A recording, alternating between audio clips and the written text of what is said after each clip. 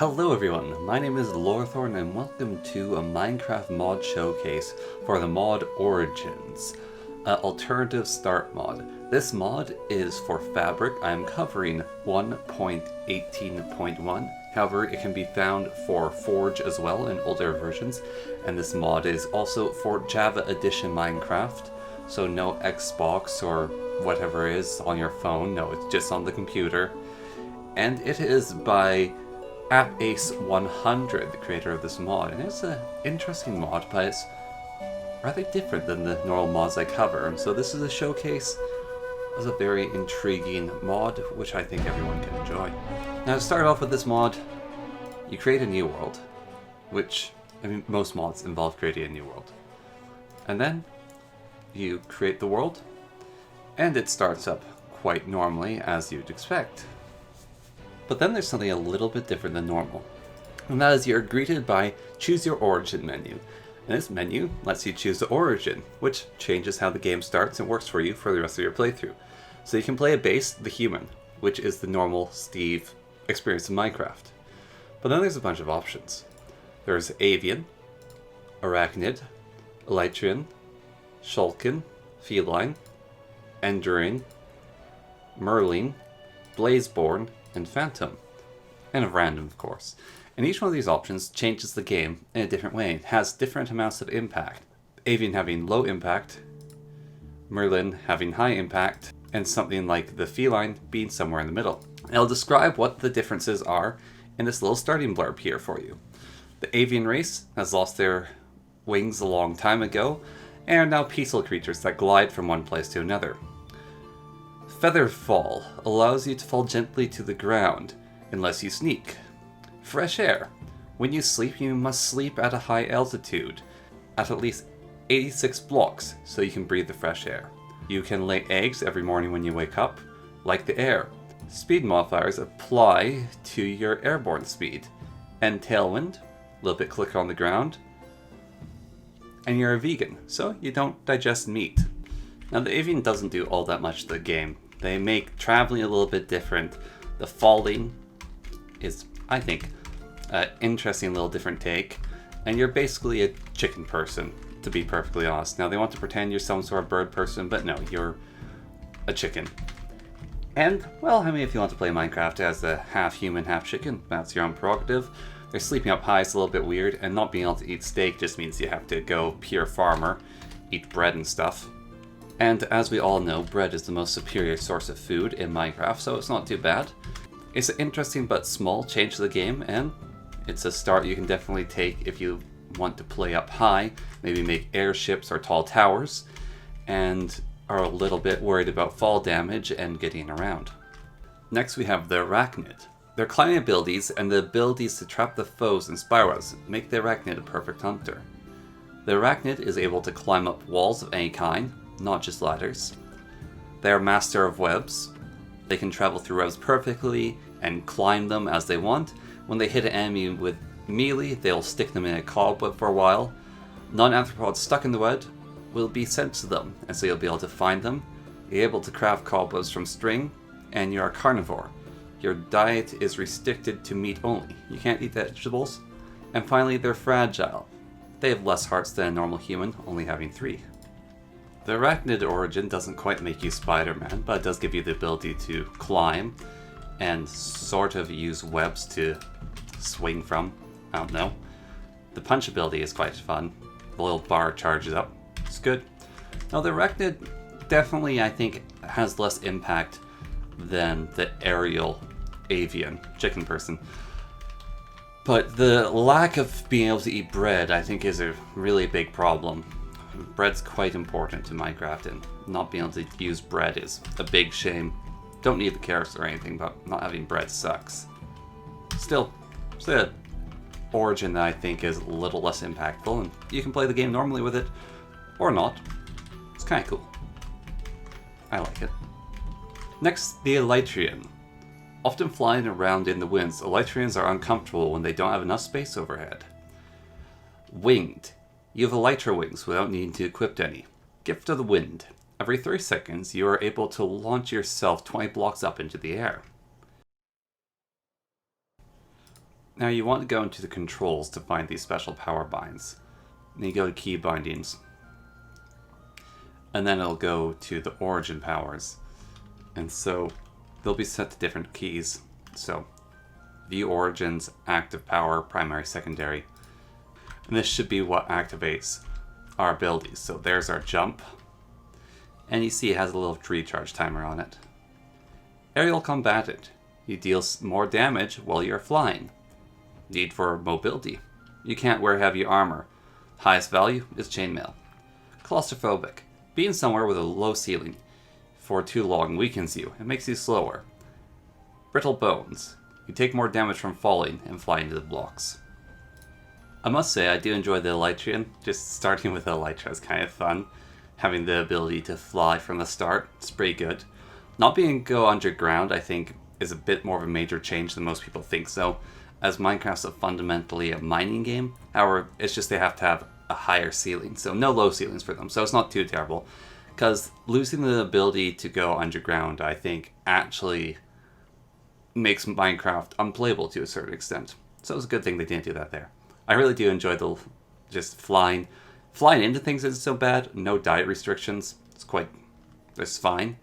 And if you manage it right, I'm not going to do it here, but if you manage it right, with the Elytrion's little jump ability, you can fly for a very long time, which is also really fun, that you just have that ability to keep flying and flying and flying and flying.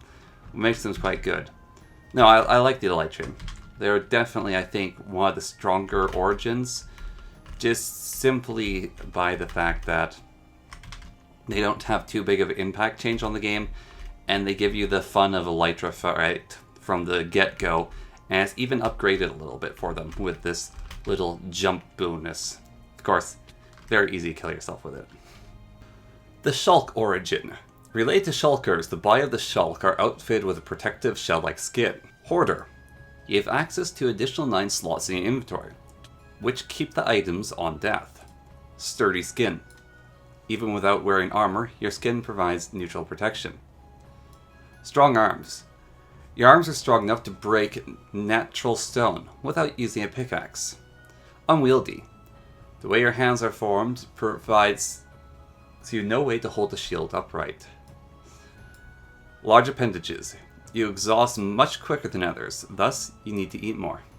The Shulk has a very nice ability of the backpack. It's nice. It's really nice. Not being able to use a shield sucks a little bit, but I often forget to bring shields along, and that natural armor I think makes up for it to a certain extent. They can definitely get additional tankiness from that. Their ability to break stone isn't the most exciting, but it does let them go through stone rather quickly, so it can be useful, I suppose. I just think that a pickaxe is quite easy to come by and you don't need that. Really do like this inventory though. It's very nice. And suffering from additional hunger is something that I would definitely have more difficulty with. But even then, it just means you need to prepare extra food, and there's not much more to it than that. Which leaves the Shulk pretty solid. It also doesn't change the game all that much. I think they try to balance them with positives and negatives, and usually the positives do outweigh the negatives, but the Shulk just doesn't lose all that much out on the game. Well, it gains a huge amount. It's definitely, I think, one of the strongest origins, and doesn't have a huge game impact besides basically giving you a backpack and making you stronger than base normal at the cost of, losing a shield and losing out on a little bit of food. But even then, they just get so much out of it. I'm quite pleased with the Shulk. And I think they're a fun origin. I don't know if I myself will personally pick them, but they're definitely a fun, nice little addition to the game if you want to play as the Shulk. Now we come to the origin that has a medium impact on the game. And that's the Feline. Now I'm not going to lie, immediately attracted to the Feline. I happen to like cats and cat-like things. Won't call myself a furry, but I do like anthropomorphized cats as well as just cats in general. That's just me personally though. Anyways, with the cat-like appearance, the Feline scares away creepers. So, there we have it. Furries are creepy. With their dexterity of cats, they always land safely on their feet. Acrobatics. You never take fall damage, no matter from which height you fall. Strong ankles. You're able to jump higher by jumping while sprinting. Velting paws. Your footsteps don't cause any vibrations, which could otherwise be picked up by nearby life forms. 9 lives. You have 1 less heart than a human. Well, that's kind of cute. Weak arms. When not under the effect of a strength potion, you can only mine natural stone if there are at most 2 other natural blocks of stones adjacent to it. A little bit confusing wording. Cat-like appearance. Creepers are scared of you and will only explode if you attack them first. And nocturnal. You can see slightly in the dark when not in water. Now, the Feline is one of the more big game changers we've come across with. They're not too impressive to start with, having the ability to jump and not take fall damage, which are both pretty big, although not the biggest. 1 less heart than normal? Well, that's fair. Not having to worry about creepers is very nice. The night vision, wow, that's good. But the inability to mine anything of stone or harder when it's adjacent like this, if you're not under strength effect, is nightmarish. And I found when I tried to play the Feline for the first few times, it actually makes the game unplayable. You don't want to play. Or at least that's the case in my experience. Maybe if you have your world set up to be far more of a adventure, a RPG so to say, you're going around and collecting loot, then I could say, yeah, you can play the Feline. But if you're playing in survival, and you need strength potions to be able to mine stone, then I just have to reject the Feline for that weakness.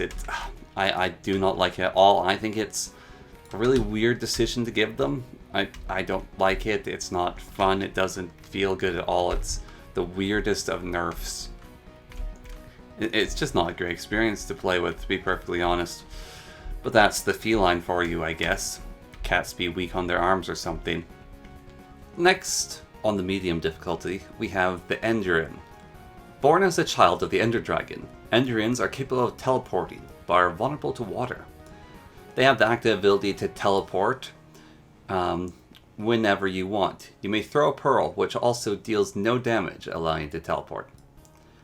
Hydrophobic. You receive damage over time when in contact with water. Scared of gourds. You're afraid of pumpkins, for a good reason. And slender body. You can reach blocks and entities from further away. So the Endrian's a little bit of an oddball. Their teleportation ability, I think, is really good. Their longer reach is quite impressive. Losing the ability to go into water isn't a super big loss for me. I've never been much into the oceans in Minecraft. It could be annoying to accidentally fall into a puddle or a pond or something, but it's not all that bad. Now, being frightened of gorge things, basically, this mod is very much oriented to lending itself to multiplayer. And so, if other people are wearing pumpkins upon their heads, then they become invisible to you. That's the whole case with that there. That's that whole deal. And one fun little extra thing I did notice with them is they actually do get little sprinkly, purpley particle effects around them, much like the Endermen do. And they're so superior to the Felinid, or Feline, I guess, cat person in their ability. This teleportation, really strong. Longer reach, really good. Invisible pumpkins, well, that's the only problem with this multiplayer. The fear doesn't seem to apply to anything besides that. And while losing the ability to enter water is quite big, it's not really a concern to me, personally. Now moving on to high impact origins, starting with the Merlin. These natural inhabitants of the ocean are not used to being out of the water for too long. They have gills. You can breathe underwater, but not on land. They have wet eyes. Your vision underwater is perfect. They have aqua affinity. You may break locks underwater as if you were on land.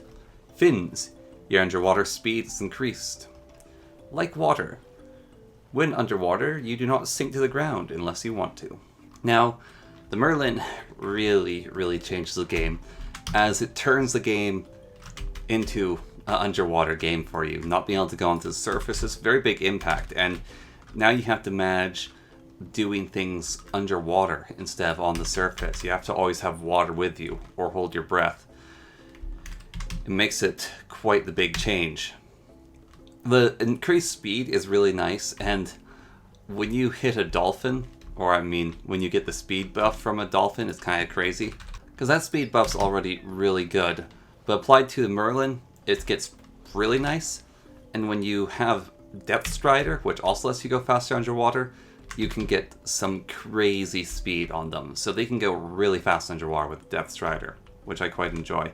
But the Potion of Water Breathing actually does allow you to travel on the surface. So there is that for the Merlin. So they can actually go onto the surface if they want with the water breathing potion. So they're not completely lost. They can visit the upper world. So you can have a little mermaid roleplay, I guess, if you want. And I have been said that my skin does look a little bit like Ariel. I swear. Red hair. And some people.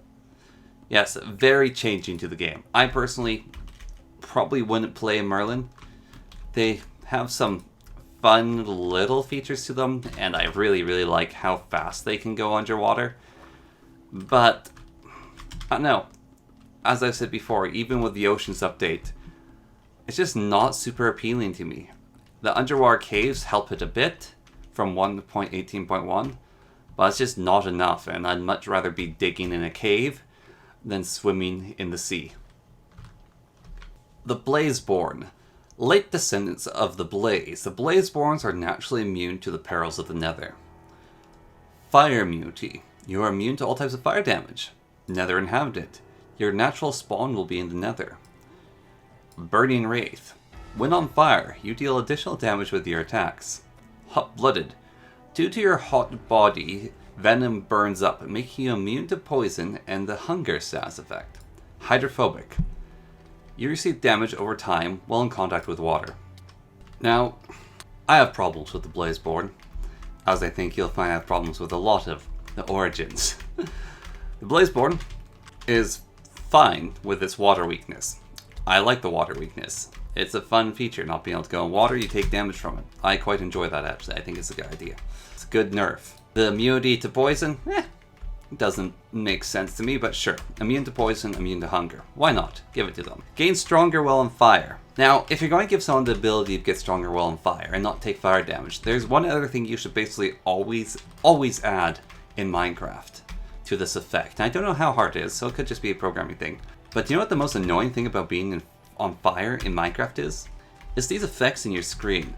Not being able to see anything is really annoying. Having your vision impacted in any way, shape, or form is really, really, really obnoxious in Minecraft. But that's not the worst of it, because sure, they get the little extra bit of damage. I couldn't care less about that. It's more the fire immunity that I care about as their buff.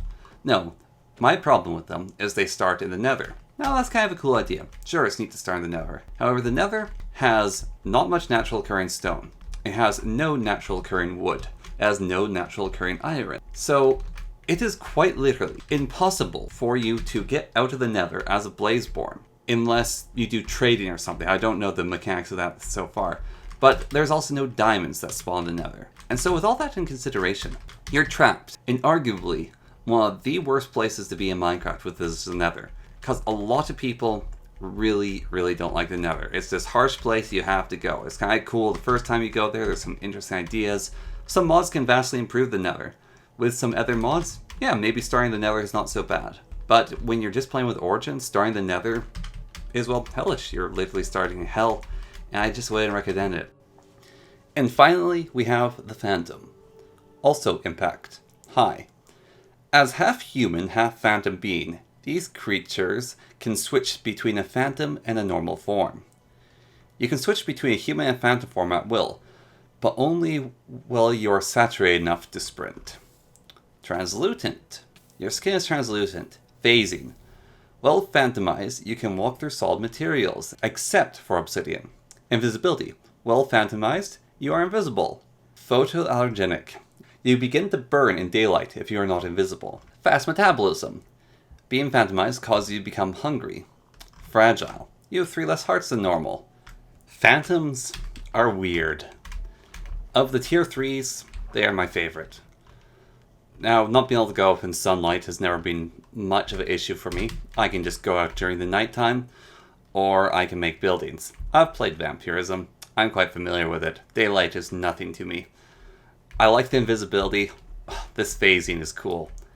The rate they get hungry at, a little bit terrifying, but hey, it's not too bad. Now, not being able to go in sunlight, no problemo. In fact, play this with the Vampirism mod, and then you can recover some of your hearts by being a vampire, and then you can be an invisible Deathstalker vampire that can phase through walls. And, well, isn't that fun? Yeah, losing extra hearts sucks a bit. It's not too bad. And I like the translucentness, that's fun. Being invisible makes it so monsters don't attack you unless they've noticed you. So they're basically lower their perception. Add shadow walking to invisibility. Boom, you'll never be found. Now, I really like this phasing through things. You press shift to go down, you can jump up things. And sure, not be able to go through obsidian. It's like, can't get through obsidian. But, I mean, who's going to build an obsidian wall just to keep annoying little phantom out? Not me, that's for certain. So yeah, I enjoyed it. I enjoyed the phantom quite a bit. They're cool. Really like this. Oop, now you see me, now you don't. Can phase through things. A little dangerous to do while 2 underground. Just keep a good supply of food on you, and it's just nifty. I really like it. Phantom by far my favorite among the 3 difficulty high impact on the game. Because really, I've never cared much for the daylight. I like mining, I like going underground. All their ever nerfs aren't all that big. Phantom's just good fun. Good, wholesome fun for the whole family. And you can even be out in the sunlight if you're invisible, and then you just need extra food, so it's not even that bad, really. No, they're really cool, and losing hearts hurts a little bit, and makes hurting hurt a bit more, but even then, it's not that bad. Yeah, that's basically it. That is the Origins mod. Or is it? You see, the Origins mod is made in such a way that there's actually a lot of other add-on mods for it. And, well, I'm not going to cover them today, as I have taken enough of your time as it is, and spent enough of my time as it is. I'm definitely going to cover them in the future, because the, well, additional mods can be quite good and lackluster. There's a lot of them. I'm only going to be covering the interesting ones, the top ones, the most liked ones, and maybe, if people really want me to, I can cover the less covered ones. But yeah, that is Origins. Change your start. I must say that some of the Origins I really don't agree with. I think they're silly, not fun at all, or at least for me anyways. But I mean, other people will probably enjoy them. Others are just sort of like, no impact. But there's a few I really like. The Merlin is fun. It's not for me, but it's fun. The Phantom, I definitely see myself playing a Phantom. Sure, why not? I like the Phantom. I would definitely play the Phantom. The Feline, well, interesting concept. I mean, that's just my own thing to deal with. Not being able to dig, too big for me. But the Elytrion, love it. Elytrion's great. The Arachnid, not too bad. I'd play the Arachnid. The chicken, I mean, I'd rather play a human than a chicken, but I'd play the chicken. And all in all, it's a good mod. It gives you some options. It gives you a different feel to the start of Minecraft. You can sort of fundamentally change the way you're going to be going out playing Minecraft. Change up the challenge, change the ideas, slap on some other mods with it. You can have fun, play it with friends. Probably a lot of fun. And it's just a nice little bit of a mix-up of things. Now, I personally would not play with Origins every single time like I do with some other mods, such as J.I., Quark, Waystones, if I can get away with it. There's some mods that I will always have installed in my pack, and if it's Fabric versus Forge, then I will see what I can as an alternative. And while this does exist in both, it is more supported, a lot more supported in Fabric. But really, Origins is not a core mod for me. It's fun. Don't get me wrong, it's fun, and I like it. But it's sort of one of those flavorful, hey, let's do an Origins game. Let's have some Origins. It's like the Morph mod. It's like, yeah, let's add Morph to our game. Or it's like Vampirism. It's like, this time I'm going to play with Vampirism. I won't have it every single time, but we're going to play with Vampirism this time because it's a cool mod. And yeah, that's just my thoughts on Origins. And until I see you next time, and you see me next time, well, we'll see all each other then with the add-ons to Origins, and we'll have some more fun with that. So until then, thank you very much for watching. And as always, until next time, goodbye.